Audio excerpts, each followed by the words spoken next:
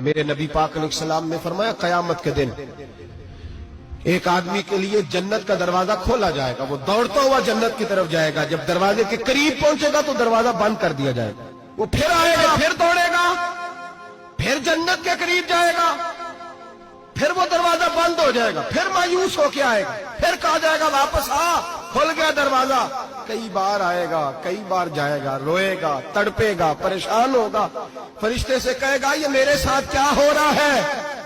تو وہ فرشتہ کہے گا وہی ہو رہا ہے جو دنیا میں تو اللہ کے بندوں کے ساتھ کرتا تھا، تو لوگوں کے مذاق اڑاتا تھا، بوڑھوں کا مذاق اڑائے، بیماروں کا مذاق اڑائے، غریبوں کا مذاق اڑائے، وہ سمجھدار ہے؟ میرے نبی کریم علیہ السلام نے فرمایا رب کریم کے فرشتے کہیں گے تو بندوں کے ساتھ ایسا کرتا تھا، آج تیرے ساتھ ایسا ہوگا۔ میرے بھائیوں بہت زیادہ نہیں کرتے لوگ آج مذاق؟